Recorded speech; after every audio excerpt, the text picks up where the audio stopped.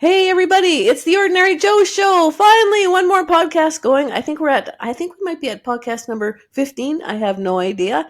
And with me in the big studio today is the lovely and talented Sheila from Magpie Chic here. And I'm so pumped to have you. We've been talking about this for a little while now. And Yeah.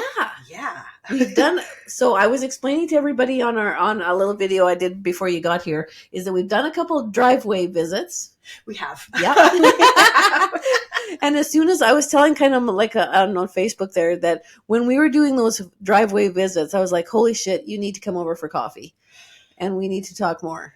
And here we are. Hi, everybody. Yes. So thanks for coming. And Excellent. First of all, Sheila is busy sewing like a maniac. So maybe, I don't know, like, do you want to talk to us a little bit even about Magpie Chic and all that and how we met and what you're doing?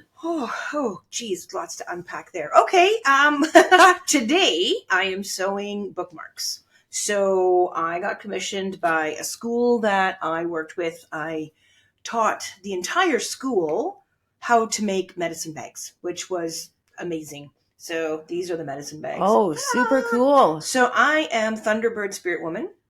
That is what painted on my medicine bag. So I taught the kids how to make them, the purpose of them, the importance of a medicine bag, and then gave them the medicines that go in it, and which was amazing. So then the principal then turned around and hired me to make 250 bookmarks for the school. I love it. I know. I'm so excited about this and so grateful. So the bookmarks are going to go to every student at the end of the year, like for graduation and for year end. Oh, yeah. So in each bookmark is cedar. Oh, okay. So that's for protection. Yeah. And I will paint the school logo on each bookmark, as well as there's 3 feeder schools that is connected to this school. Yeah. So I'm going to paint braided sweetgrass, which has 3 strands, right, on the back of each of them. Wow. I know. I'm very excited about that. It's a bit daunting because it's 250. Yeah. So yeah. So I'm working on a batch that I have, so that'll bring me to 150 sewn so far. And but how we met is you saw my shoes that I make, my earther shoes. Yes. And you got super excited about it. So then I made her a pair. And I don't know if she takes them off. I'm not sure. I don't think I do. Yeah. She's wearing them currently. Yes. Oh, look at that. I got to show the other side. I showed everybody the other ones here. Oh. Yeah. So I have these ones too. Yes. Yes. So these are they're both fantastic. And yeah, like, I mean, it's like the word earther shoes because you do feel really grounded in them. Like they're just, I don't know, they're good for the soul. Like literally. Yeah. Good for the soul. Both SOUL and SOLE. Yes. Yeah. All of it. Absolutely. Yeah. Because it helps to, when you're wearing something that doesn't have a created structure for you and the confinement, it allows your feet, the muscles in your feet to strengthen how they should to support you. Right. When we have a structure, like anything else in the world, if it's not a positive structure and we're not allowed to grow and develop into something healthy, then it creates a confine and a sickness. Yes. Right? Very much so. Absolutely. Yeah. So earther shoes keeps you connected to the earth. I love that. Right? And it lets the natural positive development happen that is supposed to happen, right? That is perfect. So on so many levels, because one thing that I've been talking about and reading about, like even like, you know, how our mind and our emotions and everything like that is all connected to our health and body, all of this stuff. So much. Yeah. And I have a friend named Andrew who does barefoot running. And he really talks about that, like not having that structure. He's healed his feet, you know, and his body just from barefoot running, which is tough to do in Winnipeg, especially in the winter. Oof. Yeah, but he had a lot of foot problems, and he's a big time runner. Now he runs barefoot. Nice. Yeah. I love that. Even having the minimalist shoes. Right. Because it's you have to be aware. So that's why I put the crepe sole in the bottom of mine, because not everybody looks after the earth as they should. Yes. So there's little things that you are going to come across that might hurt your feet. That's right. Yeah. So I put the crepe, which is just rubber. It is pure rubber. So I'm trying to be as natural as I can again. Yeah. Right? Even though it's not a natural, it's man-made. Yeah. But it's still a minimalist amount of something else. So yeah. So we still have a little bit of protection from whatever we step on that might not be so friendly to the bottom of our feet. Yeah, fair enough. Fair enough. Yeah. Yeah. So what all do you make with your enterprise then? So you do bookmarks and shoes, but you also do mitts, which we need to talk about too. But what all do you do? Oh, mitts. I make bags. I make. I actually have part of the school. To honor the dignitaries that will be there for graduation, I'm doing 50 journal covers. Oh, wow. So all hand painted. So a variety of different, some have the 7 teachings on it. Some have the painted birch bark like your shoes. Yeah. Some will be the Métis floral combination, like just a variety of feathers, you name it, like all sorts of different images on there. Mm-hmm. I'm doing 50 book covers, which isn't it, I make them so that it's manageable. Anybody can have a book cover. Yeah. Because it's not some super expensive insert. It's a Dollarama $3.50 book. That's great. Right? Yeah. So it's replaceable as you fill it up. It's like, oh shoot, I'm done. I can't, right. I've done my book. I love the cover. And then what? But it's not that. It's that's super. $4 and you can start again. Right? Yeah. Kind of thing. So I think that's important too. It is. So yeah. And oh my gosh, I do boots and I make, oh my God, I'm trying to think of all the things. I'm on the spot. I do a lot of classes as well. Teaching mitt making, teaching like medicine bags or the book covers. I've done that through a school as well. And their kids are just so creative, and when you give them space to be vulnerable and possibly uncomfortable in a situation because they're not used to painting, they don't think that it's their strong suit, because they don't know yet, the beauty that comes out, it's mind-blowing. They're like, whoa, I did this. And it takes them, like, they look at it and they're like, holy shit, I did this, Yeah. And it gives them that aha moment because they feel so calm. They were in a safe space to create this. Yeah. There was no judgment by anybody. I love that. Oh, art is just so important to have for our mental health. Because art doesn't have to look a certain way. That's right. Right? It's so open to interpretation, and there's never a wrong with art. It's just a redirect. It's like, oh, I didn't realize that this could turn into this, right? That's right. And that's the coolest part. Like, there is no wrong. That there is no wrong, and to me that speaks on a bigger level that it's more than just medicine bags. It's about who we are, right? And like you say, being vulnerable and showing off who we are. And there's no right or wrong. Yeah. Just being vulnerable, celebrating all the good stuff about you, and then sharing that with the world with maybe a renewed sense of confidence. Absolutely. Or because we are initially products of our environment. Yes. Right? Until we are sadly exteriorly, because that's a new word out of my mouth. Just making shit up. It's a good one. Given permission to be our authentic selves. I love it. Yes. Right? Yes. And we seek the permission from somebody else when we're younger, or when we don't understand that we can give ourselves permission every day. That's right. Right? Yeah. We seek it from somebody else, thinking that we need to have that exterior validation or initiation for something. And then that moment where it's like, no, you got this. Like the kids that I teach, I just finished a 7-day workshop with 2 schools. Oh, it was amazing. It was a real learning lesson for me. I learn every time I teach. Yeah. And I love that. If I haven't learned something, I wasn't paying attention. You're right. Right? Yeah. And so I don't want to say thrown in because I volunteered for this.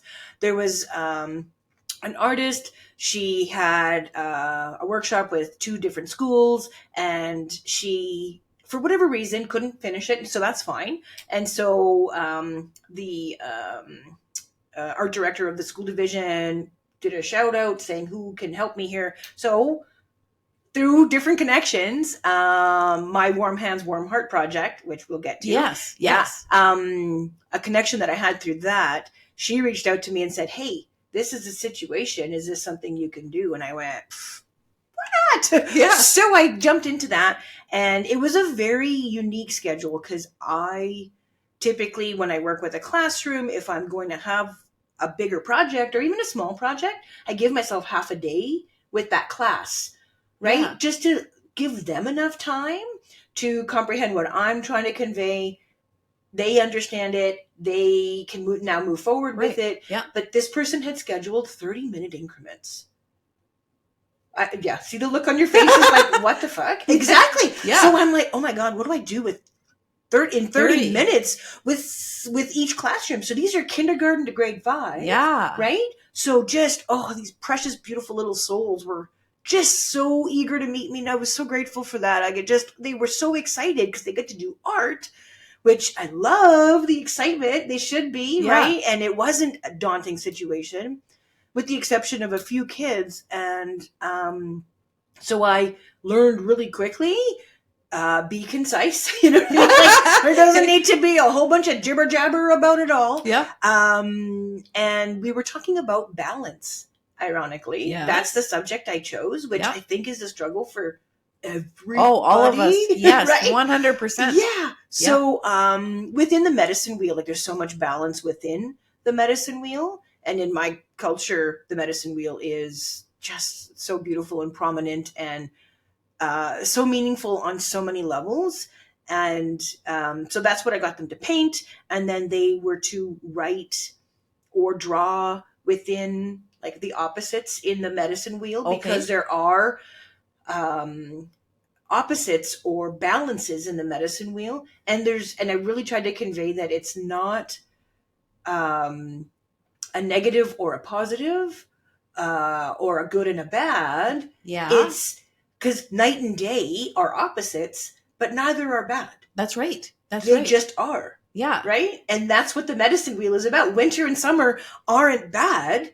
They're just opposites. Right.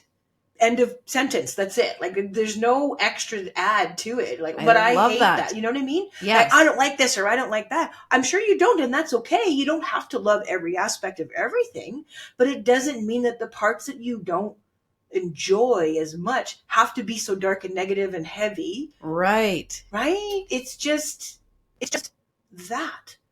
Right? But people put so much heavy, like they draw it with such a dark pencil. Why? You know what I mean? Like, I believe you. I already believe you. I have no reason to not believe that it's something you dislike. Yeah. But you don't need to, like, people just feel like to be heard or believe, they need to just pile so much heavy on it or darkness. Yeah. And it's like, no, it's just opposite of what you enjoy. Yeah. That's okay. I love that. Right? I love that. And there's so much that plays out on so many levels just in real life, because we are a world where we have to have good and bad, and that kind of shapes kind of how we see each other and see ourselves. Yeah. Yeah. And it's okay, you know, like if there's something that maybe we did that we're not proud of, or something about our past that, you know, we didn't think was so great, but it doesn't have to like taint everything about us or define everything about us. That's exactly it. Yeah. It's the defining part. Yes. Like, there's so much more, but people want to hang that defining moment on all the dark. Like, that's what it, no, that was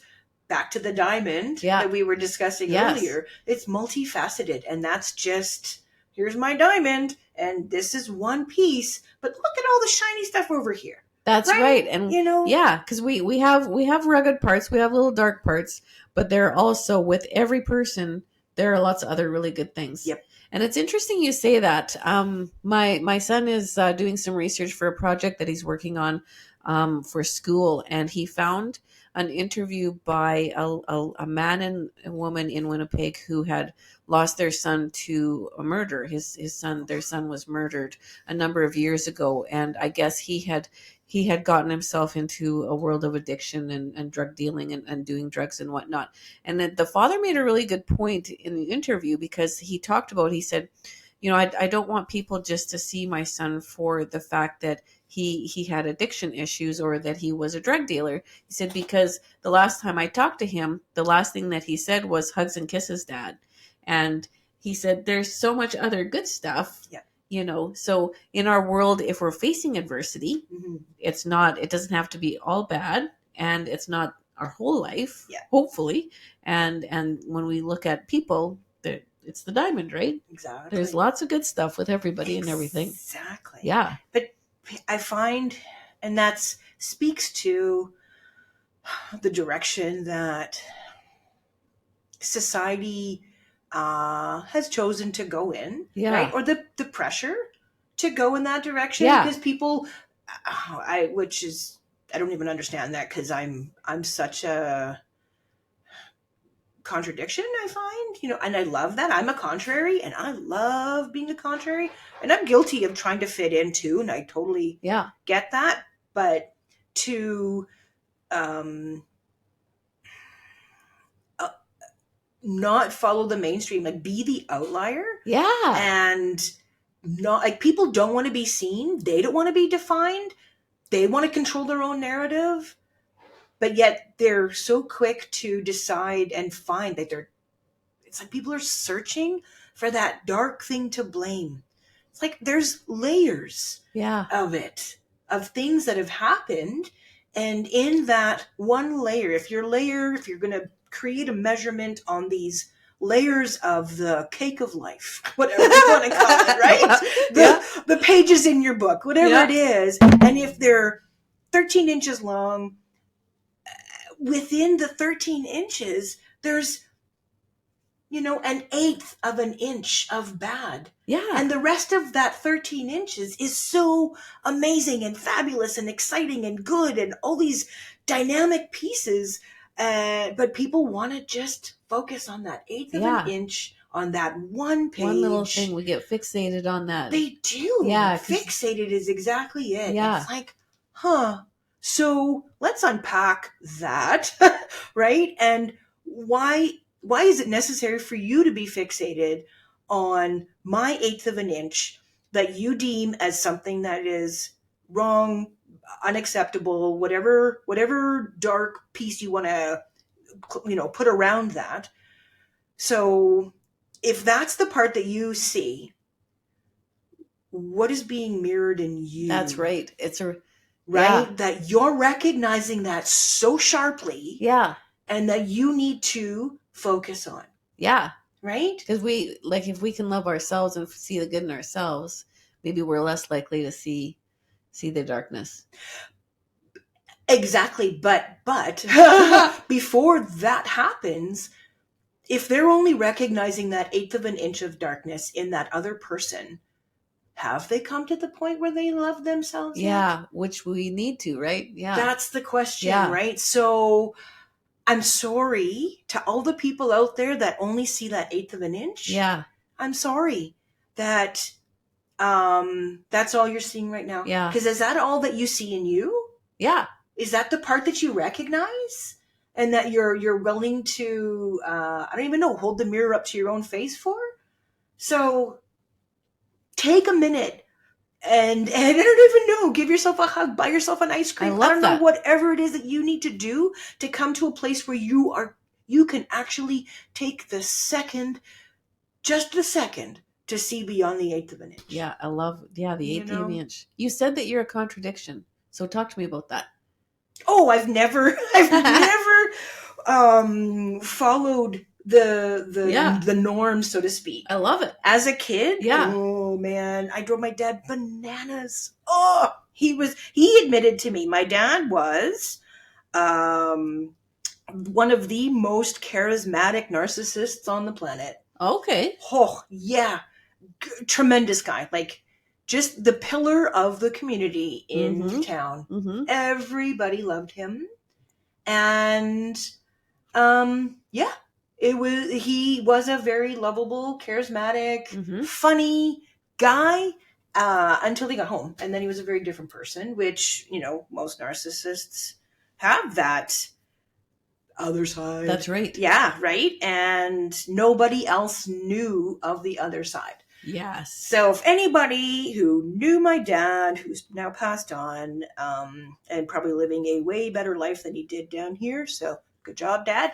Please fix that shit.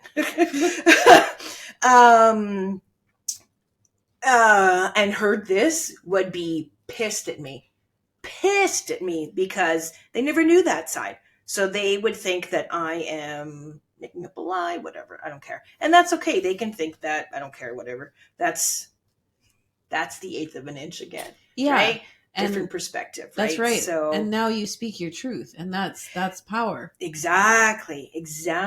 Like even at his own funeral, I gave his eulogy, and I wrote that thing probably 50 times. Yeah. Like, I wrote so many versions of the eulogy that I really wanted to talk about. You know, talking about who Dad was to us at home. That's right. Yeah, that's right. Like, yeah. So, a very gentle, loving, palatable for the public eulogy is what I did say. Yeah. Right. I get that. Yeah. I get that. Yeah. So I'm not there to, like, we're there to celebrate his life, right? And this is how people saw him. So this is, because there was good sides too. Like, he wasn't just a 100% this monster. You know what I mean? There was good sides to him as well. So I did speak to those parts as well. But I had a woman come up to me who worked with my dad say, "Oh yeah, you know what? You were just such a little shit when you were a kid. Oh my God, you just made your dad so mad. Oh my God, you were such a brat." And I was just like, "You're saying this to me at my dad's service? Like, seriously? What's wrong with you? Like, who says that?" Right? Yeah. So, but, you know, that said more about her than it did about me. Yes. You know what I mean? So, yeah, I just found that really interesting. But it spoke to the secret he kept. You know what I mean? And I pushed against that because he needed control. He needed everyone to, just the control level that he needed. Like, if we went to church, which I was under protest going to church, but we went to church, and if we were late, he would just drop us off and he would go do something else. Because he didn't want to have, how he was perceived by the public was so important to him. Yeah. Right. So that was paramount to him. So if we disrupted that, he was livid and wouldn't be a part of it. So he'd rather not attend church than to show up late. Oh, really? Yeah. So yeah, that kind of thing. So he really disliked that I pushed against the grain. I'm the youngest of three. And when my brother and sister we were all scared of my dad. But I don't know. I'm just this kid that, did things differently. Like, my drum was loud in my head. Yeah. And I loved it. And I embraced my drum. I love not realizing, like, as an adult, I look back and I love that I embraced my drum. At the time, it just felt right. And that's to me, that tells me that that's, like, you are a survivor. And you remind me of my mom and her family, because that's exactly, my mom is very much like, I'm going to do me. I'm going to be me. I'm going to live my truth. And if you have a problem with that, I don't give a shit. Yeah, this is going to be an issue. Yeah. Yeah. And it was. Yeah. Yeah. Because that was the way that you got through this, was to live your truth and embrace it. Yeah. So wholeheartedly, which is why you're so fabulous now. Well, I'm grateful for what I endured. I stop and think about it, and it's like, holy shit. Like, it could have went in so many different directions. 100%. Right? Like, it could have been I could have become a drug addict and got lost in the system and overdosed or been killed, or like there's just so many ways. And I am shocked and grateful for the resilience Yes. that I have found in me, because I didn't go that way, which again, whoa, way to go, kiddo, because jeepers.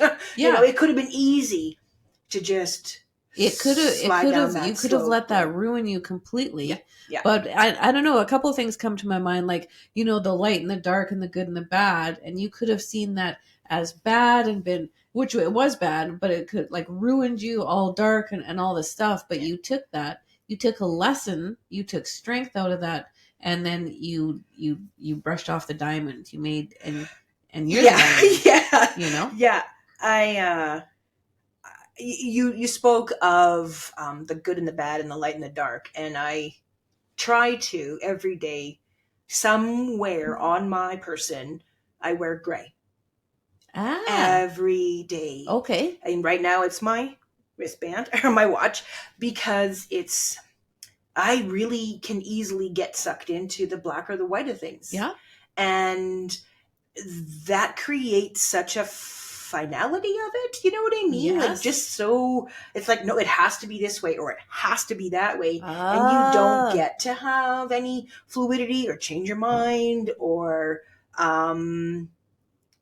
just finding the balance, because being just black or just white thinking about something, there is no balance. It's very lopsided. That's a really good outlook. That's a really good lesson. I try, and some days I struggle. Like, it's not an easy, it's a work, challenge, right? For sure. Yeah, it's work every day, but I need to have that physical symbolic reminder. I'm very into the symbology and just, having that tangible thing in front of me. So then it reminds me, it shakes me up and go, hey, kiddo.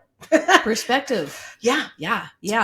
Because sometimes it's easy to get lost in it, right? Or again, not giving yourself permission or something. You know what I mean? Like, whatever it is, just to, oh no, I need to make a decision now. You don't need to make a decision now. No. You have every right to take a moment, take all the moments you need, take that breath. Yeah. And when you're ready, make the decision.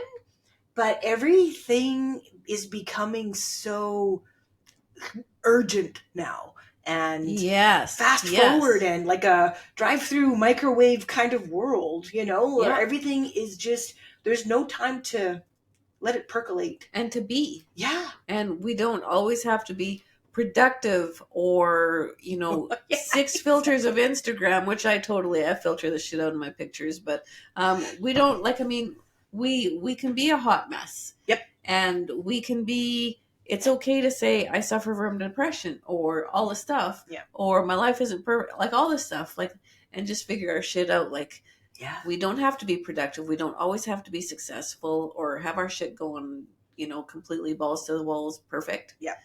It's okay. Because it really lends itself to letting other people give permission to themselves to be a hot mess too. Yeah. Because no matter what direction we're facing, and we see somebody, I want to be like that person, whoever that is, we've always got some idol or a goal or a destination that we're looking at. There's someone behind us thinking that of us.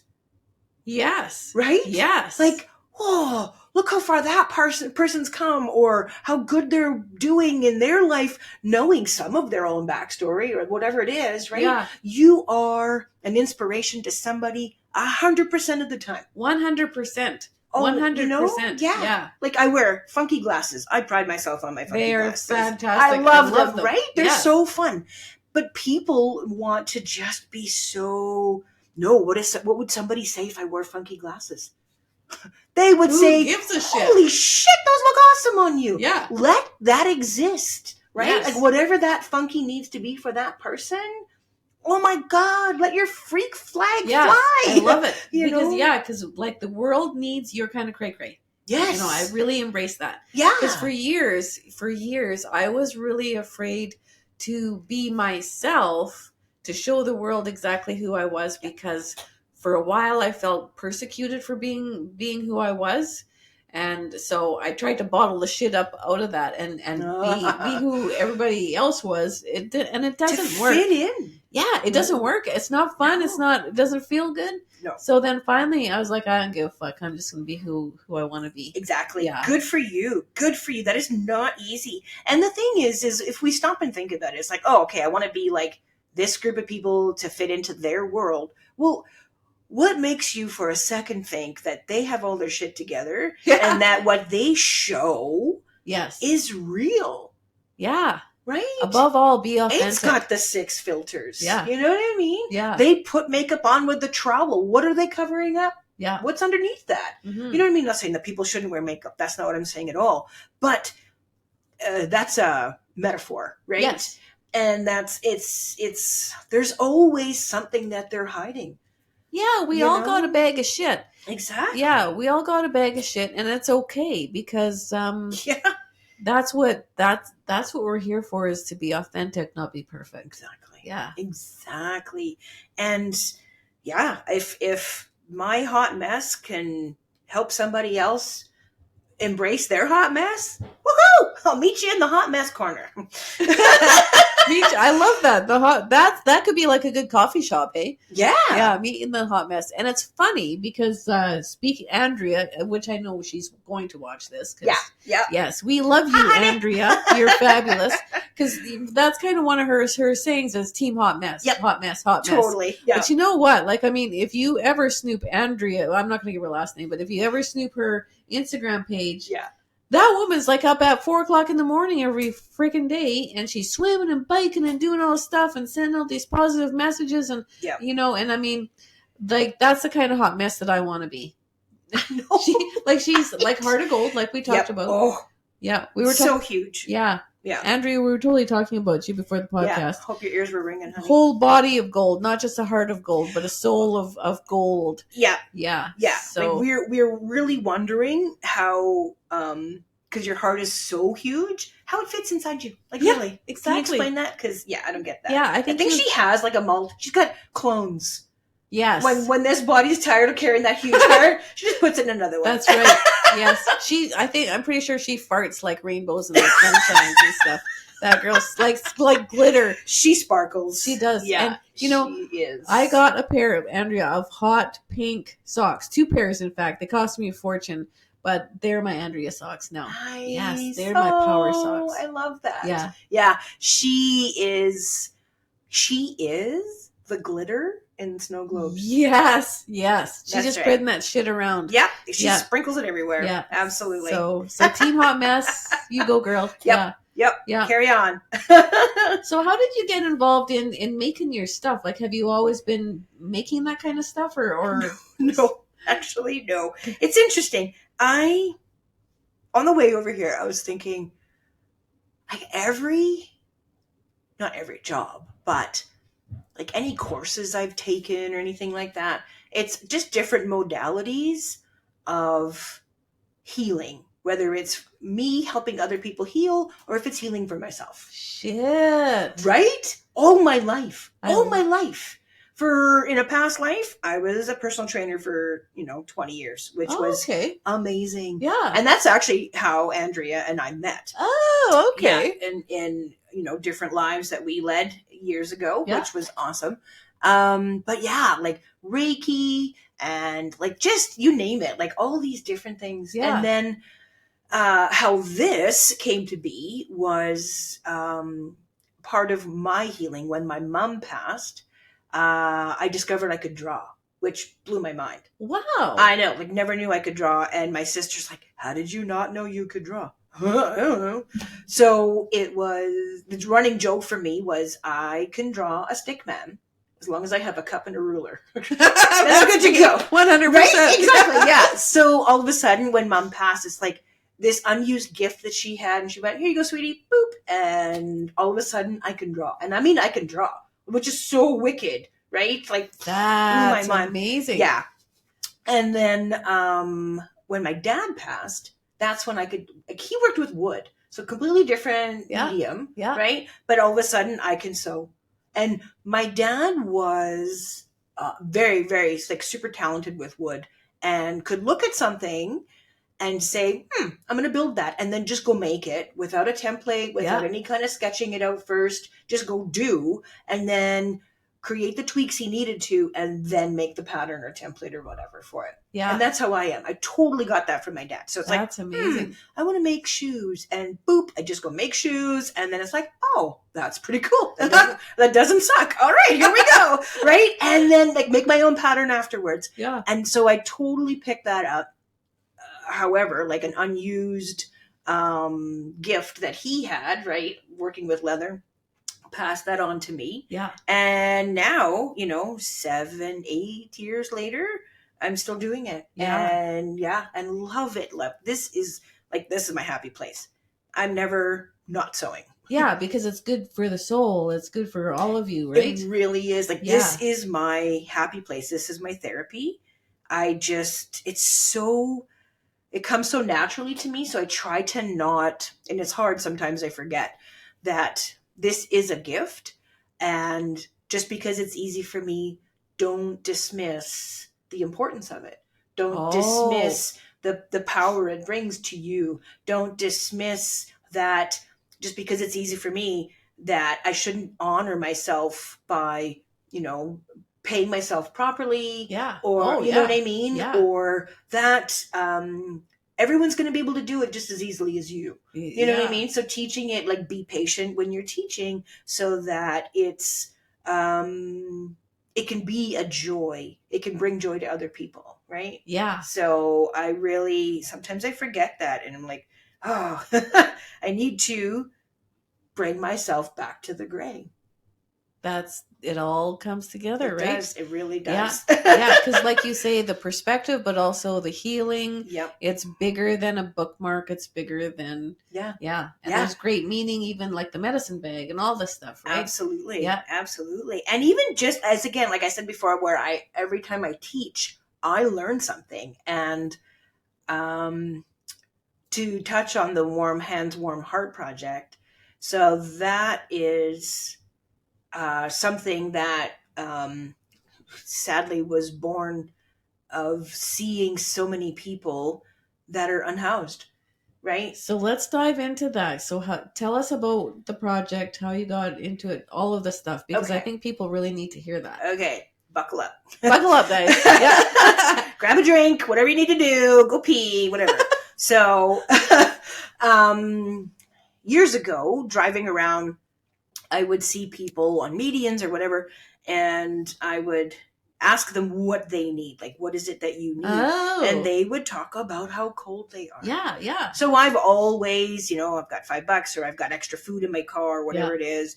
And I would always share what I have. That's always, without question, without a second thought, right? It was just very natural to just, I've got it, here you go, kind of thing, right? Yeah. So, I then started to carry the mitts that I make to sell in the car with me. I would be giving those away, right? Because it was, they would talk about how cold they are. That's right. And that's the part. It's like, oh my God, how can I help? What can I do to change this, right? And I felt so limited because I'm just one person, right? So then... years of me giving these away, it finally clicked into my head, like I thought, okay, I'll get new materials or whatever, and I will, see if I can get a grant to help me fund this, because this is coming out of my pocket, and this is going to get really expensive, and I'm not going to, like, I need to put food on my table. That's and right. I'm going to go broke or whatever. It's like, there's got to be a better way. So all of a sudden it just clicked into my head, get recycled coats.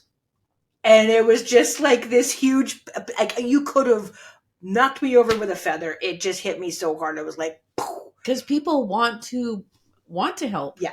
Yeah. They would want to be involved. Yeah.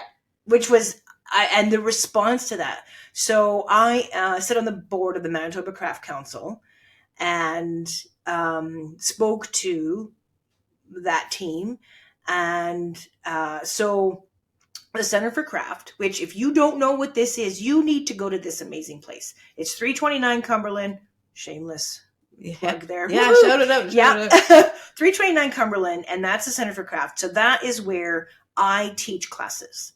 So I went on TV and went on CBC Radio and having a hot flash, so don't mind me. Woo!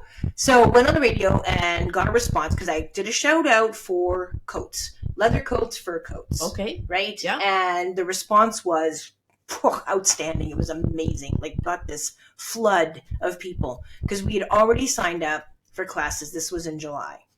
That I'm teaching a free class at the Center for Craft on Wednesdays.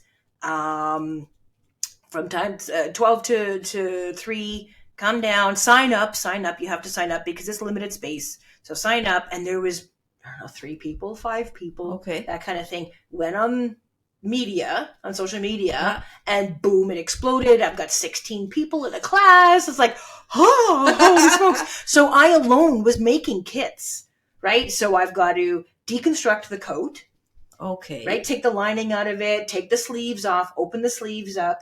There's a lot of interfacing and stuff in some of the coats, so I've got to take that out of the coat. And like, it's so time consuming. So I was getting none of my own work done. Yeah. Right? So that was crazy. So then switched it up so that now I teach classes. So it's 2 classes if you sign up. So then you would come in, learn how to take the coat apart. Okay. So now there's couches involved. So I know if you ever wanted to get rid of your couch, let me know. Say you want to I want it to be black, right? And you're going to get this reupholstered. Yeah. I'll take this leather is already nicely broken in. Yeah. It's amazing. It's perfect for mitts. We need to, we need to really shout this out, because there's always people wanting to get rid of furniture and all this stuff. Yeah. Right? Let me know. Maybe I come and take it apart at your house. I don't know, because it has to fit in my Jeep, and my Jeep it's a Wrangler, so keep that in mind. But if you can take it apart, because then it's easier to dispose of. Yeah. Like, because somebody will take the wood. Yes. Right? Yes. To make something, repurposing the wood that's in the couch. That's amazing. Right? Repurposing the metal that's in the couch, because that can go to something else. Yeah. Do you know what I mean? Like, whatever it is, everything can be reused instead of let's just fill up our landfill more. Right. Oh, please don't. We don't need to do that. So everything can be taken apart. Yeah. Chairs, even dining room sets. You want to reupholster that? If you've got a set of 4 or a set of 6 chairs or 8 or whatever the number is, that's enough to make a couple pairs of mitts. I love it. Right? Like, everything can be repurposed. And that is saving somebody's hands, their life. And letting them know that somebody out there gives a shit about them. Yes. Oh my God. So when I have a whole bunch made, I just did a delivery yesterday because it's still like, we don't feel it. We're in our homes. We don't understand just how cool it is at nighttime. For sure. Right? So I bring my mitts to Bear Clan, and Kevin is amazing. Yeah. He is fabulous. So he's super supportive of this. So they'll go and distribute because they're front line. They know. They see it. They know who needs it the most. Yeah. Right? And they also know, like, there's no guarantee that because I gave somebody a pair of mitts, or they gave somebody a pair of mitts on January 12th, that they're going to have them February 12th. That's right. Or even January 13th, right? You don't know. You have a snapshot. When you see these people on the media, and you have a snapshot into their world. That's right. You don't know what they have to do to get food, support their addiction, because they don't have the supports to be able to get healthier. Right. On their own. They don't have the supports. They're trying to make it through the day. They are. Everybody in the world, and I don't care who you are, and if you deny this, you're lying, whatever. You're lying to yourself. I don't care if you lie to me. That doesn't hurt me. Yeah. But everyone has, in their world at any given time, 5 top priorities. 5. Yeah. Always. Cycling through their day. Right. Always, right? So when you wake up, you have, like, I've got to pee. That's priority number 1. Yeah. Then I'm hungry. Yeah. And then I'm cold because I got out of bed. I got to put something warmer on. Whatever it is, like, it could be something major, it could be something minor. Yeah. But it's the first 5 things that you're thinking of. So once you've peed, well, then number 2 takes number 1's place, and so on. So then number 6 becomes number 5. Yeah. Right? And that changes throughout the entire day. So our top 5 is so very, very different from their top 5. 100%. Right? 100. Exactly. Yes. Because maybe we have an addiction. I love coffee. Ooh, I love coffee. I love good coffee. Yeah. Jacked Up Jill, if nobody knows where to get good coffee, Jacked Up Jill. Amazing. So another shameless plug. Oh, yes, you got to get it. Lots of places in the city that carries it. So, yes. But I really love Jacked Up coffee. But I can afford to buy, to fill my addiction. That's right. Right? And your addiction is socially acceptable. But it's still an addiction, exactly, right? Exactly. Yeah, but same with smoking. That's Maybe right. I used to smoke 150 years ago, and I quit. But that was still a socially acceptable, That's right. So, and I quit, but I'm glad I was able to do so, and that's awesome. But so that was an addiction, and that was in my top 5. Right. So what did these people that are in a very, very different situation, what do they have to do to work on their top 5? Yeah. Right? So maybe the mitts that they got on January 12th have now become currency.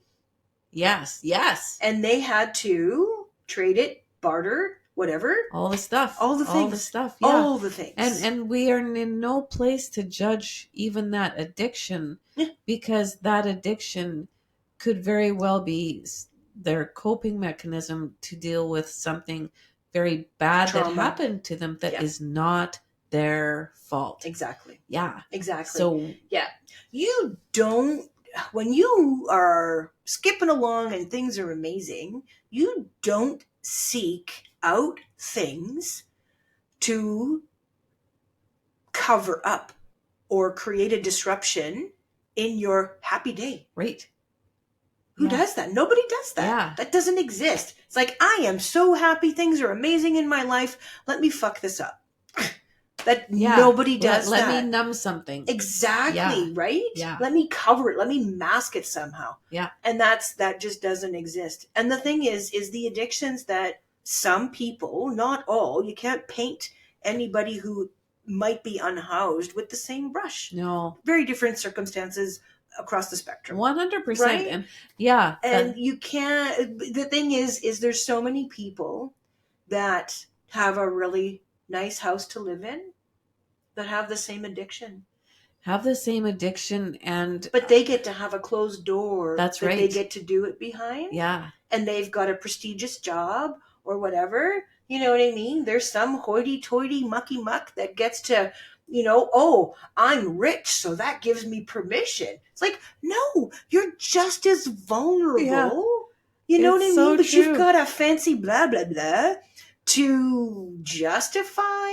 Like, no, you're hurting too. So please see that the hurt that's in you is also the hurt that's in somebody else. Yeah. So have some compassion. Compassion all the way. Yeah. Yeah. So many great points there. Like, I mean, we get to do our things in private. Yeah. And it's funny because when I was working with Leroy, I had the odd person talk about how, sometimes they would see him on the bus and he would be agitated or not friendly or, in a pissy mood, and they judged him accordingly for that. But the problem is that anytime he had a bad day or was in a shitty mood or something happened, he did that in public. So he never got to like vent and lose his shit in private. Like, I mean, I maybe had a shitty day the other day and I got to vent to Dean in private. Nobody saw that. If they had seen it, and if I had done that in Walmart, sure, I would have, they don't have that luxury. No. Yeah. It's so many levels. And a good friend of mine, we say we are all one lost wallet away from being homeless. And that's one thing that I've learned since meeting Leroy, is that a lot of the stories that I'm hearing is that the people, a lot of our unsheltered friends out there, they're not this. There is no stereotypical mantra of our unsheltered friends. They're, maybe they're, like Leroy worked in the hospitality industry. He had a diploma in hotel management. Okay. Like it could be somebody escaping like an abusive relationship and the social services couldn't get them the funding they needed, like all sorts of stuff. Mm-hmm. So very good lessons. Oh, absolutely. Yeah. Right? And to make assumptions. Yeah. Oh, wow. What a privilege is that? Right? Yeah. I'm sorry. I didn't know your life was so fucking perfect. Amen. Seriously. Yeah, for sure. Really? Like, let's dig. Let's unpack your perfect air quotes life, right? Oh, sorry. Perfect life. You know what I mean? Because nobody's is. Just because you have the ability or the wherewithal to be able to cover it up easily or whatever, because you have, you can throw money at it. It doesn't make you any different.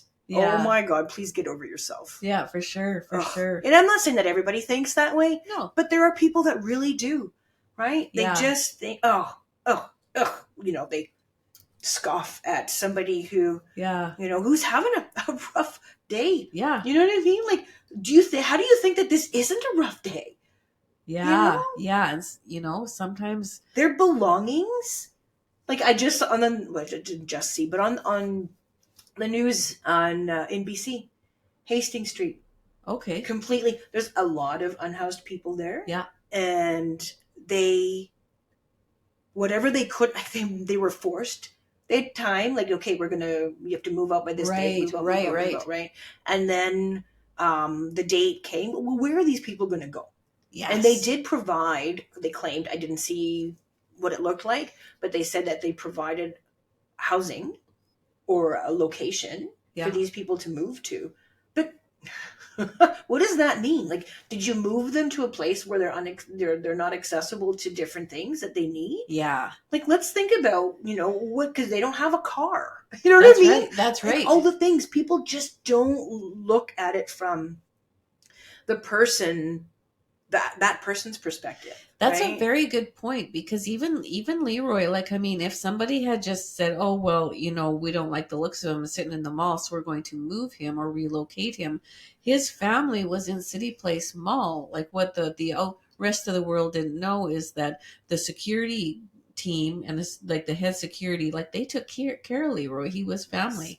Like the staff at Boston Pizza, made sure that he was okay. He had, staff members of people who owned restaurants in the food court who looked after him. His whole support network was the Millennium Library and City Place. There was a police officer who checked on him at Assiniboine Park. So that was his network of safety, right? Including myself and other people. So if we were just to think, oh, well, we know best for these people and remove them from, places, like, from their community. Yeah. Without really giving that some thought, that could be disastrous. It is. It's like moving somebody from another country, plopping them down where no one speaks their language. Yeah. Because everything is so completely foreign. Yeah. And they've got to start from scratch. And you've removed the access to whatever their belongings are. Yeah, all the stuff. Like in BC, whatever the people couldn't move, they threw out. That's awful. Can you imagine? And even that's like just walking into someone's house and taking their stuff out because you decided you needed to. Yeah. What? And there's a lot of emotional attachment to that. There's a safety and a dignity and control, because even when Leroy was placed in Misericordia Hospital, they said, like, I mean, he had bed bugs and lice and whatnot through all his possessions. But to him, that was very destructive, because he lost all his stuff. Yeah. Yeah. And he talked about that, right up until his death, that they burned his coat, and his coat was his safety line, right? Exactly. It was a new coat from a friend of mine. So it had like an emotional attachment to it, so, I mean, I understand why, like, there's two sides to the pancake, but that was very hard on him too. Yeah. Because we have emotional attachments. And if you only have a bag of stuff, that's a very big deal. The connection's so strong. Yeah. Yeah, absolutely. Yeah. And people just don't, they don't see it from that perspective. Yeah, it's too bad. Yeah. Majority of the planet looks at life outside of their world, their comfort zone, from their own perspective. That's 99% of the time. Like when I teach the classes, because I teach that you have to, like, how to take the coat apart. So you have to be respectful. You have to, one, this is that animal. Please respect that animal from word go. Yeah. It gave its life to become a coat. So that's the second life it had. So now it's becoming a pair of mitts for somebody. That's the third life it's had. Right. So thank you. Like, I thank Creator for that. Yes. Right? That is huge. So understanding that component.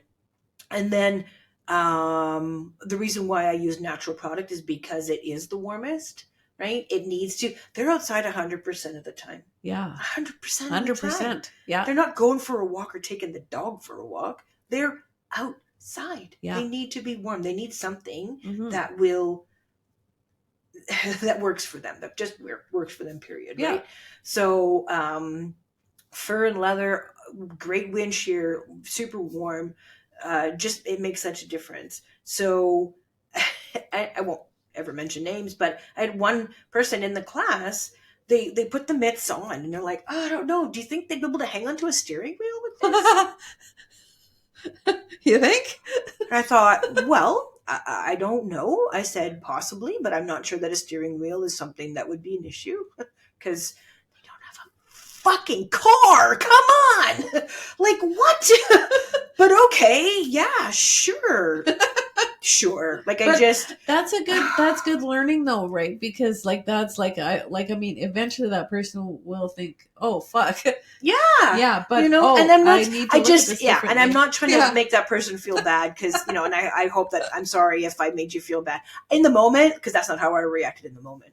But it was just like, no, I don't think that would be an issue, So unless maybe there's an abandoned car that they sleep in, possibly, but I still don't think that they would need to have hands on the steering wheel. Yeah. So that's it's a non-issue, but that's the perspective, right? Yeah. So much learning. I think one thing that, and I'll talk to you more about this sometime, is that I've got this idea brewing in my head about I'd like to create this. It's called Bridge the Gap program, because that's what I'm noticing, and that's what I'm learning with my journey with Leroy, is that there are these huge gaps in perception and attitudes. Kind of the us versus them, on not just with our unsheltered friends, but with families living with who caring for children with disabilities, or people who have had rough pasts. There's this real gap in how we view people. Yeah. And because of that, we just don't have that sense of empathy and compassion, but we also are losing that sense of community where we are friends and neighbors. We should be stepping up to the plate ourselves, not worrying about an agency to do it, or or judging or anything. Yeah. We need to rebuild that grassroots attitude. And it doesn't need to be like agencies have the capacity to do larger things or on a larger scale. Yeah. But there are small things that we can still do. Like look at what you're doing, like, Yeah. Well, yeah. Or even just like, I love that you want to bridge the gap. That just is so beautiful. And thank you for that. Like, that's amazing. And however I can help in that. Excellent. I want to be in that. I love that, because I got big plans. Good. And that's amazing. Like, even just having people understand, like, I've seen people and on a different perspective did it myself. Yeah. So driving, I had lunch left over from my day. Yeah. And was the first car at the street light. Yeah. And I said, well, hey, I've got some lunch. Like, I don't have any cash for me, but I have some food. And so I offered the guy food. Yeah. And I had an apple and cheese and crackers. Yeah. Right? So on the outside looking in, that sounds like a perfectly acceptable food to offer to somebody. Yeah. Right? But this gentleman had such tender gums. Oh, yeah. And missing teeth. Yeah, that makes sense. Crackers and an apple were not an option for him. No, not going to work. Makes sense. And I've seen people, and I gave him the cheese, and he's like, oh, I don't even remember the last time I had real cheese. Yeah. Which is something we take for granted. Right? And the teeth thing, it's funny that you say that, because when I was with Leroy, how the hell did we get talking about this? But of course, like our unsheltered friends don't have access to a dentist, right? Nope. And he said that he had a few teeth that he knew were going rotten, so he pulled them out himself. Yeah. And I'm like, how the hell did you do that? Like, that would hurt like a bitch. I can't even And he was imagine. like, yeah, I just pulled it out. And I think one was going rotten in his gums, or I'm not sure. But, like, holy shit. But, you know, and I was thinking, like, I was taking, like, care of him to a large degree. So I was like, okay, I got a friend who's a dentist. Like, are we going to get to the point where I'm going to have to try and convince him or whatever? He did take very good care of his teeth. Like, he was very health conscious. Right. But shit. That's amazing. Pull your own teeth out, like, that's rough. But I mean, other people, what do they do if they get a toothache? And you know, exactly. Yeah. So that's a real thing that I don't know that people, if we're not in the thick of things, that you wouldn't even think about. You wouldn't right? think about. Yeah. So that my reminder to people is, if somebody doesn't want your granola bar, it's not because you are giving them. It has nothing to do with you. Please don't make it about you. Yeah. Oh, I tried to give something to a homeless person or an unhoused person, and they refused it. Oh, how ungrateful. Yeah. No, you have no idea what their situation is. There's a reason that they might not be able to eat that. Yeah. What if they're diabetic? What if they're like, who knows? And they don't have access to insulin, so they have to do their very best 100% to be able to regulate their insulin and sugar levels on their own without insulin. So was diabetic. Your granola bar, you know? Yeah, for sure. That's the thing, right? Like, or they don't have, it hurts to chew.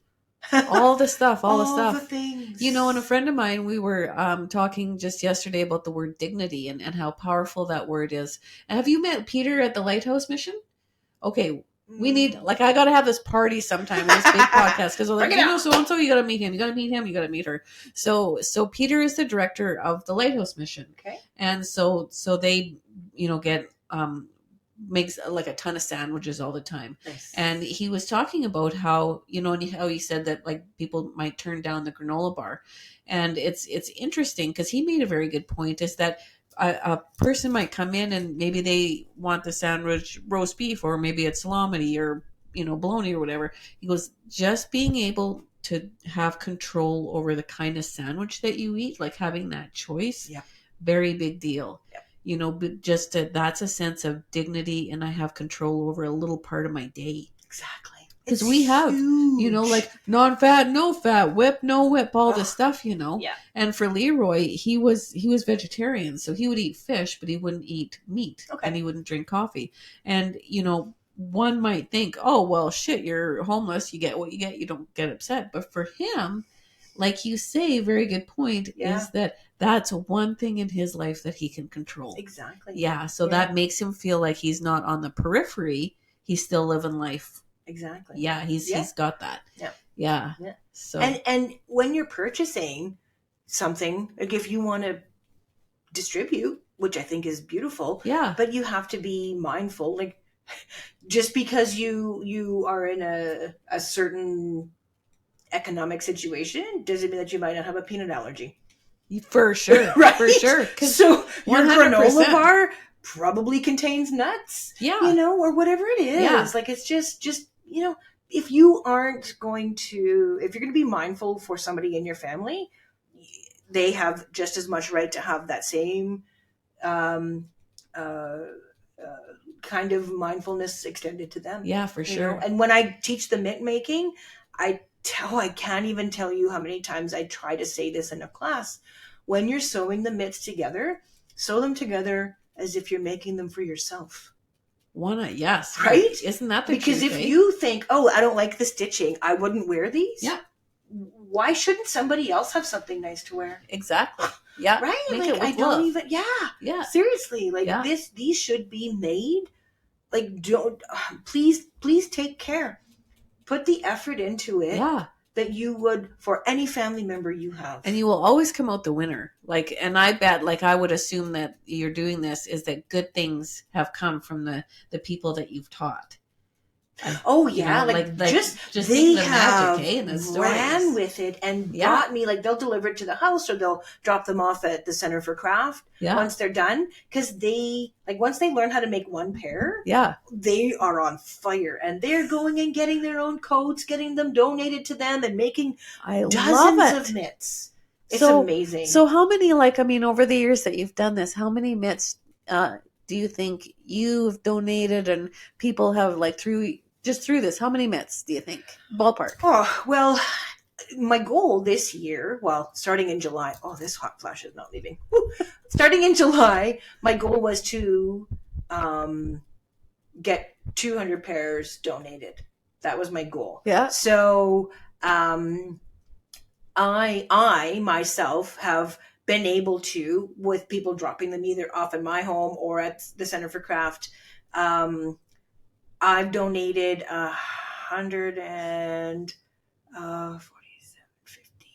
54 so far. And winter clearly is not over because we're still that's a fake amazing, spring, right? So I'm really happy, but that's not including.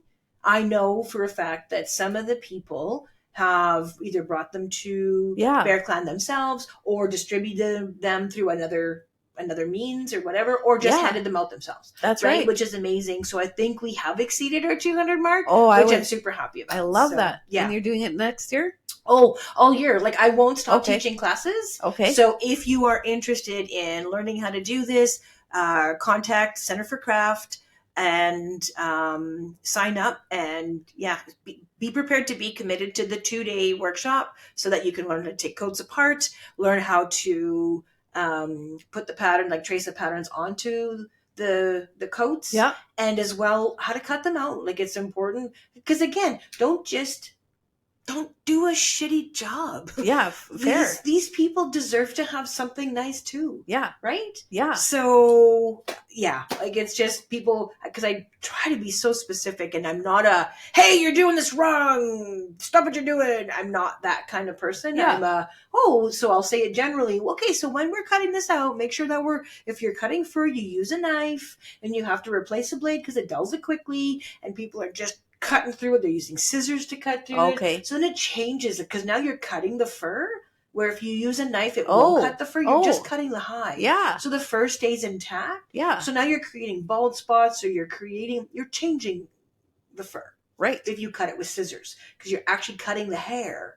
That's right. Right. So it changes it. Right. It's compromised now. Yeah. So, but people just don't think. I don't know. Maybe they think they're not doing wrong or whatever. The rules don't apply to them. I don't know. I don't know. Yeah. But they don't always listen. So that's frustrating. And I don't know how to, again, I'm not what the fuck? I don't do that. You know what I mean?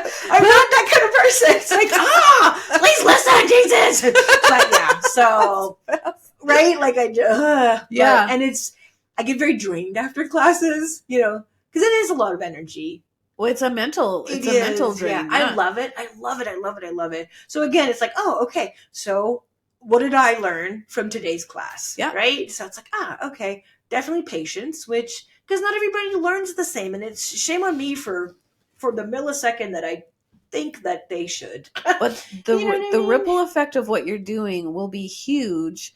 And it will be something that I bet you may not ever see, or you won't see for years, because even with my dealings with Leroy, I still have people coming up to me now or messaging me saying, I look at homeless people differently now, or I see the world differently. It's changed me.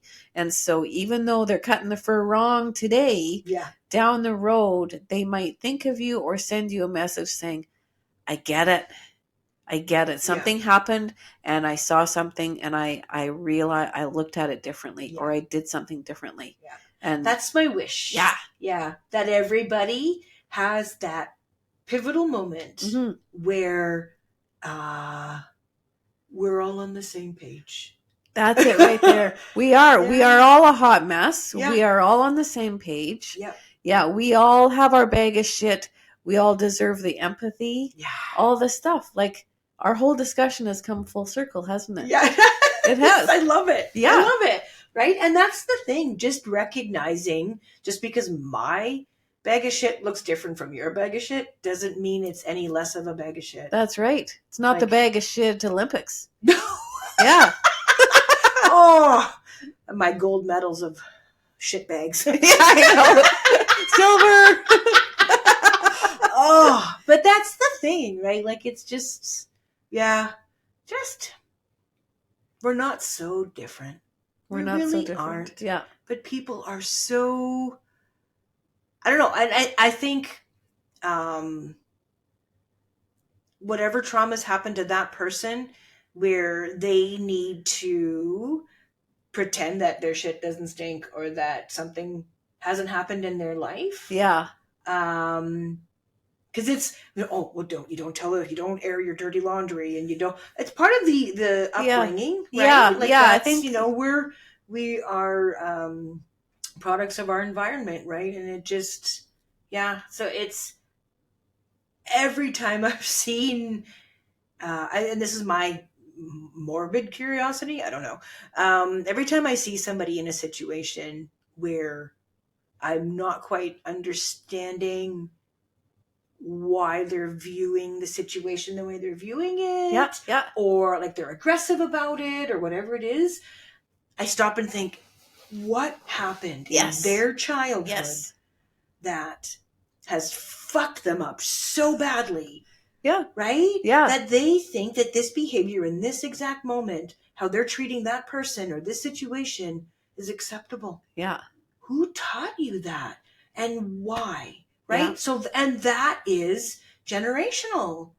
A lot of it, and there are backstories there, right? Huge. Like my dad, lots to unpack here. My dad was beaten. Oh, Jesus, his dad, super abusive, and so was his mom. Like they were very violent people. And so my dad, in turn, like they were alcoholics. But my dad wasn't an alcoholic, but he had the isms of alcoholism, right? So all these learned traits. He was super violent. I had the shit kicked out of me so many times. Like, beaten. Like, beaten so hard I peed my pants. And then because I peed my pants, I got beaten again because of that. Yikes. Right? Like, just, And that's super shitty. But he he didn't know better in the moment. I'm not saying it's acceptable, because it isn't acceptable. I get you though. Right? But as he aged, he changed how he thought. You know what I mean? And even though he was a massive narcissist, he became less abusive, and it's quite ingenious, actually. Gotta totally give my dad credit for this, because he found a better way to feed his narcissism, but in a more gentle way. Interesting. It really is. It really is, right? Because he was less. He was still destructive. Don't get me wrong. Like he still loved his outside family. Like treated them better than he treated his home family. I believe you. You know what I mean? So that was very stark contrast there. But so in turn, I struggled with, I went into the system. Okay. Right. I was part of CFS for years. Okay. Because I spoke out about my dad. Oh. Right. Like there was, you pick an abuse and it happened, which is super shitty. It's super shitty. But I stood up to my dad a lot, actually, and it really, that's where it pissed him off. This is where the contrary is, because my sister and brother towed the line. Because that's just, and that's who they are. And there's nothing wrong with who they are. They're amazing, beautiful people. I love them so much. But I don't even know. There's just something in me that was like, I'm fuck this, right? Very fuck this. And my dad even told me, he's like, I didn't know how to control you. You made me so mad. You made me because he so wanted to control you. Mad. He said, I didn't know how to control you, and it pissed me off so much. But now I'm proud of you. Wow. I know. So huge growth from my dad. Yes. Right? And the permission. Like it was validated, like for me, that it's okay that I was who I was and who I am. You know what I mean? Which was huge, especially coming from my abuser. part of it was still a narcissistic piece, because it's like, see, you needed me to be able to come out and be this strong. Yeah, you know it's kind of like a reframing, right? Yeah, there's this weird little twist to it, For but sure. at the same time, still very cathartic and just growth on both parts, which was really cool to see. Yeah, because now some people never get to that growth point. Oh yeah, no, exactly, right. And you know what? That's on them. Yes. They're going to come back in another life and repeat all that shit. That's right, because every lesson will come back until you learn it. Exactly, right? Yeah. So, yeah, my dad learned a lot of his lesson. Interesting. I think there's going to be stuff that he's going to come back and have to redo, which is fine. You know, that's okay. That's his journey, not mine. But, so went into the system, and that was horrible. Like, I fell through the cracks. I fell through the cracks and completely, I went from... Oh, the shit show.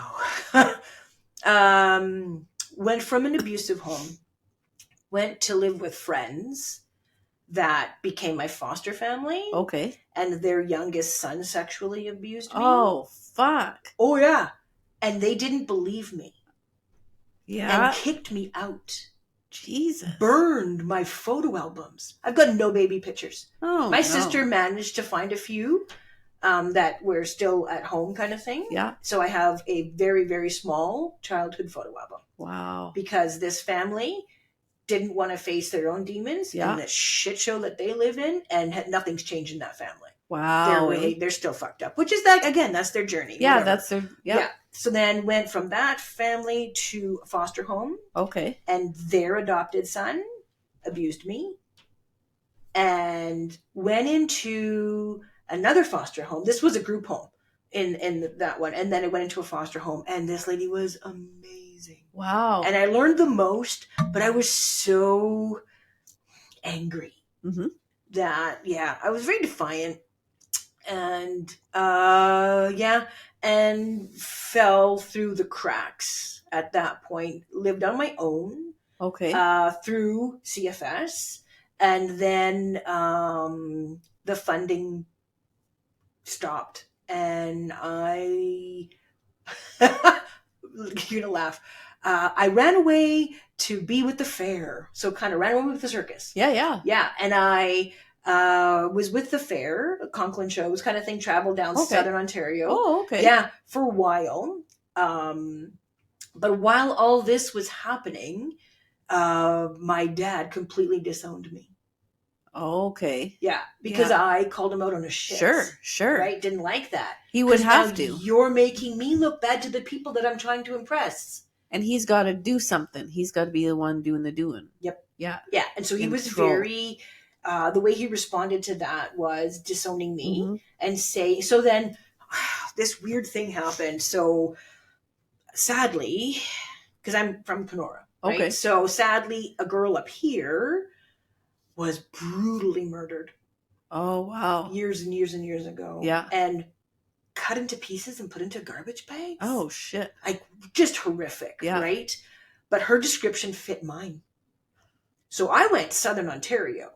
Everybody thought when I left, I ran away, right? Yeah. They thought I came up here, and they thought that was me.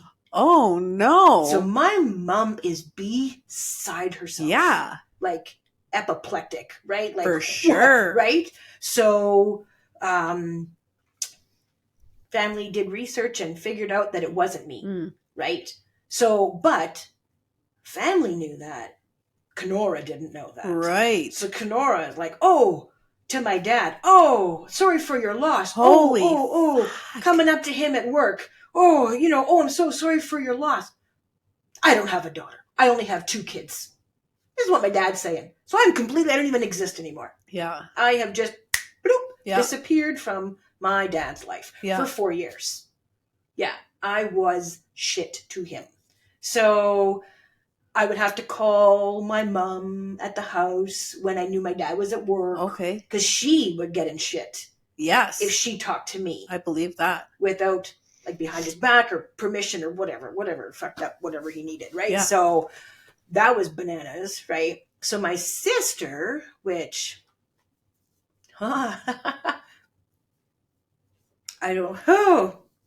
sorry. It's okay. Let's take a moment. And you talk about what you want to talk about, and what you're not, that's okay. Oh no, I don't know if I've ever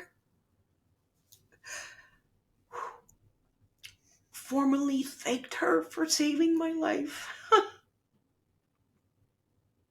Oh my God, Giselle, I love you so much. Whew. She sent a bus ticket to Southern Ontario. No way. And brought me back to Kenora, which was, if that didn't happen, yeah, this probably wouldn't be happening. Well, good on you. Yeah, good on her. Good on her. What's her name? Her name is Giselle. Hey, good on you. Yeah, good on you, Giselle, you're amazing. This is a good discussion. Yeah, Holy shit. Yeah, but lived homelessly in Kenora for a while. Like, I actually lived in my best friend's porch without them knowing for months. Okay. Because I know what I had told you before. Yes. That I was homeless. So yeah, it sucked. Like, I had no job. Yeah. I had no place to live. So they never knew I was there. Wow. Yeah. And she's like, why didn't you just knock on the door? And I'm like, you think I'm proud of this? Yeah, I get you. You know what I mean? And it was so hard to ask for help. Sure. That is so hard, right? Yeah, I get you. And that's something that people need to remember. Like, well, why don't they just ask for help? The people that are unhoused or in situations like that? Yeah. Holy crap. How easy is it for you to ask for help, you know? Yeah. It is so hard. Because who wants to admit that this is where they're at in their life? You know what I mean? There's a dignity, a pride. Exactly. There's also, you don't know how you're going to be received. Right? And there's a safety piece. Because I don't know, stuff. Just because I ask you for help doesn't mean that you're the kind of person I should be asking help from. Exactly. Yeah. You that person might not be so awesome. That's right. Or have, good intentions or whatever it is, right? Yeah. I knew my friend had good intentions. Yeah. But she said, why didn't you just knock on the door? Yeah. I slept in their front porch. Fuck that. Yeah. You are a survivor, my friend. Well, yeah. It takes a minute to sort of wrap my head around that idea, that concept that I'm a survivor. Like, because it's just something you just have to do. You don't stop and give it a title. And I don't know. You just forage forward, Yeah. And I don't know the survivor, but a warrior. You're something. I don't know what you are, but you're something really good. Well, thank you. Yeah. Thank you. I appreciate that.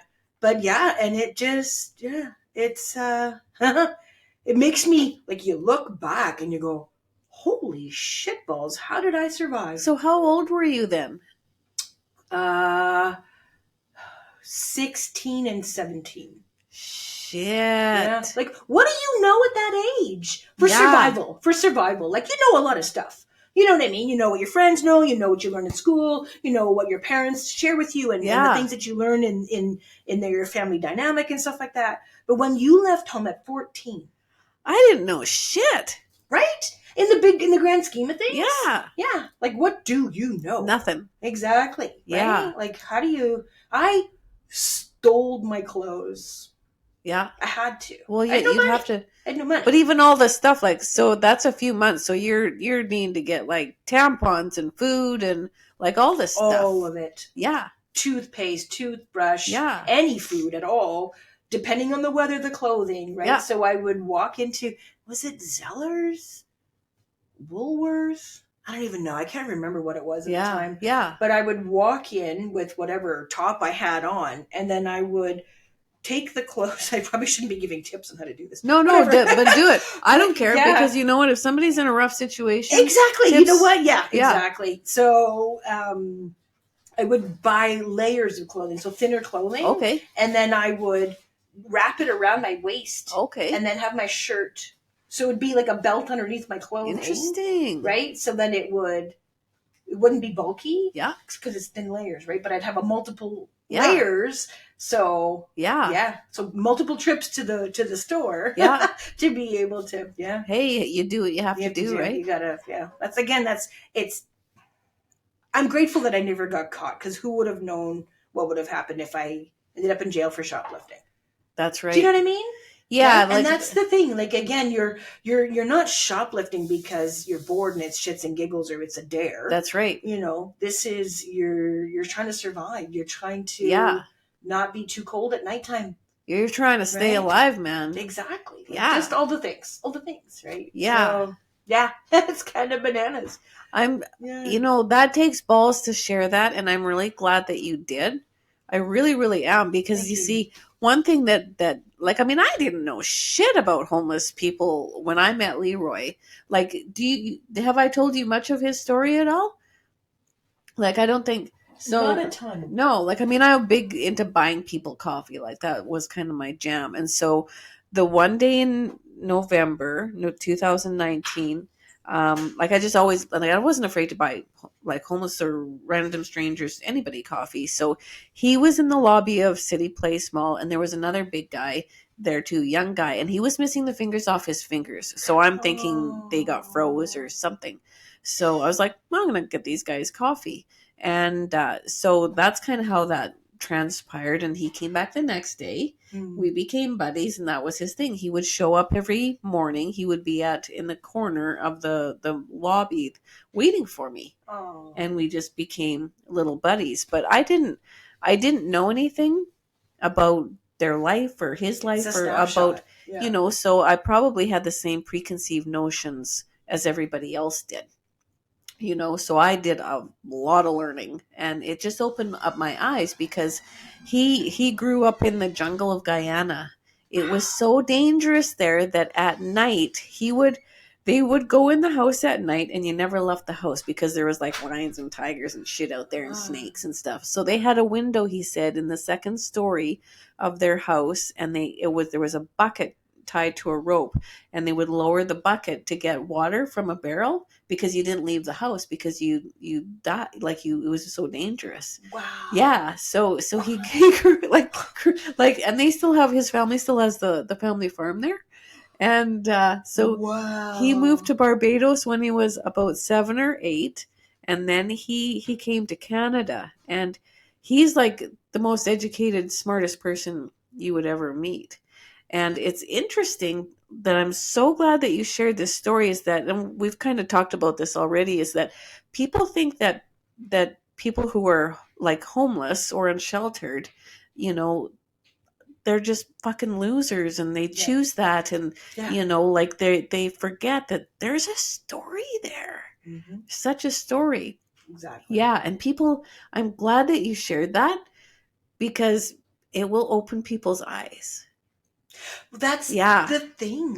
It's never a choice. No. No one wants to. And even when you hear, oh, wow, there was beds available at Silo Mission. Yeah. Well, okay, but there's a safety factor. And That's I'm not saying right. that Silo Mission isn't safe. You're right. But there's pieces.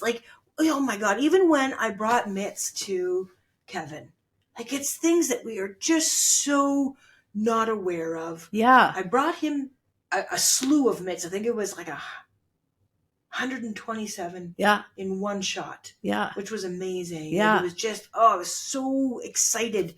And he goes, oh, well, I'm going to have to hang on to these. And he put a couple aside. And I went, well, what's wrong? Are there something wrong with them? Yeah. And he goes, no, but they're red. And I went, oh.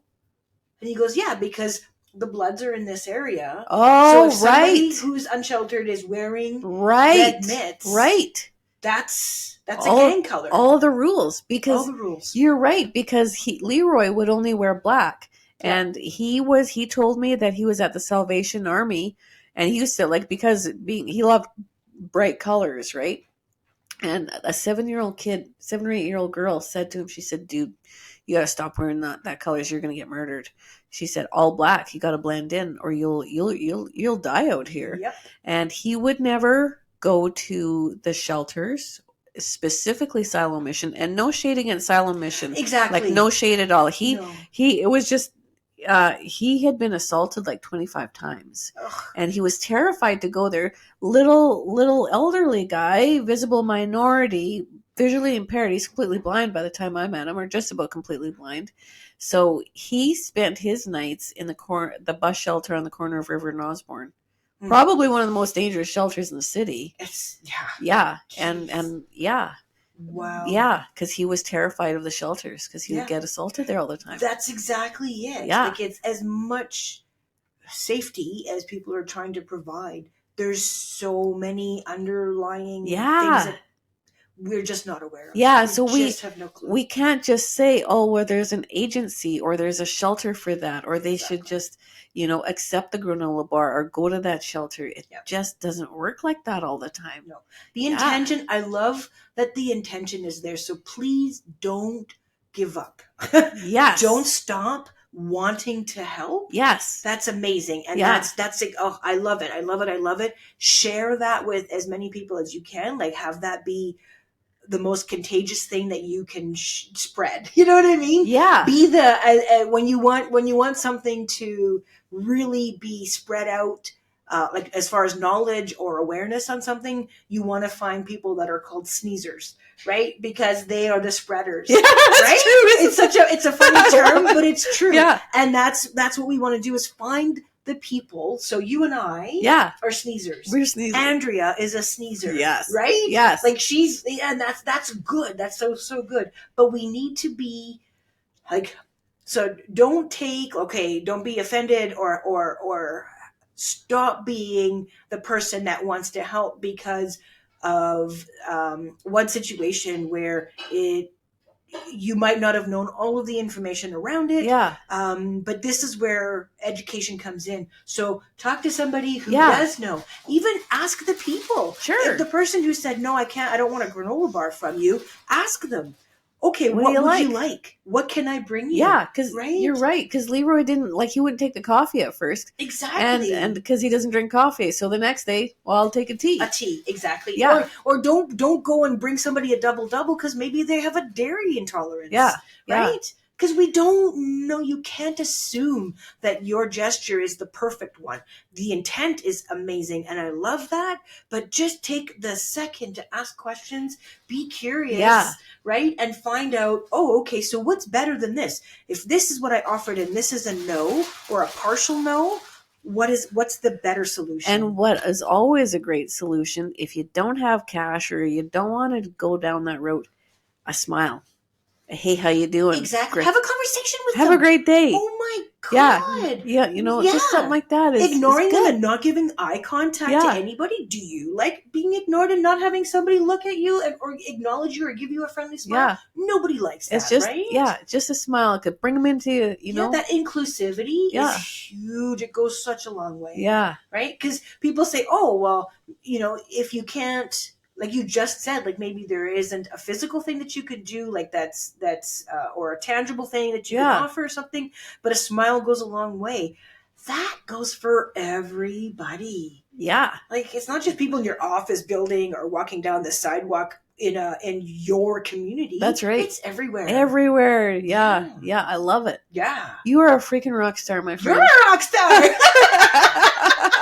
I'm so grateful for you because you're creating this awareness. You are such a fabulous sneezer. You're the queen of sneezers. No, I don't know. I just like to find the people. But you're taking the people that you're finding, which is already its own special level of wow, right? Coming, but you're creating this space for their stories to be known. Yes. And that is so huge. So thank you for that. Thank you. Thank you. We are going to do great things. This is just the beginning. I want you to know. Day one. Hell yeah. Yes, we have.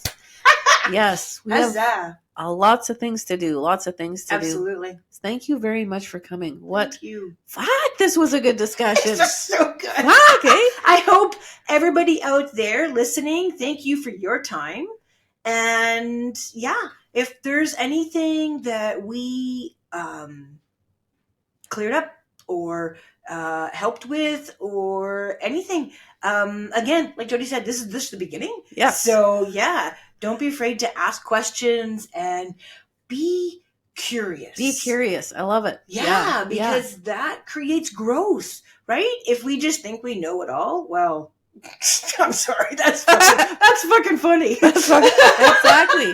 Because nobody does. No, and you don't want to. It's always a good day to learn. That's so limiting. Yeah. Even like the word or. Oh, would you like to do this or this? Oh, I so dislike the word or. Yeah. I am such an and kind of gal. like, why do I have to choose? Why are you limiting me with the word or? Yeah. No, and, because it's limitless. All the way. All the way. Yeah, excellent. Absolutely. Yeah. What ceiling? Hell yeah. What box? Yeah, no box. Exactly. So what we'll do is I'll get some links for your shop and the craft place and all this stuff, and we'll share the shit out of it. Yep. And pass the word, my friends, if you've got people interested in making mitts or donating goods or anything, you want to book a class, we'll do all the good things. Yep, absolutely. Yeah. So this is how I close off my podcast all the time: is pay somebody a compliment, buy somebody a coffee. The next time you drive past a friend, offer up a little bit of kindness, even if it's just a smile. Check out Sheila's sites.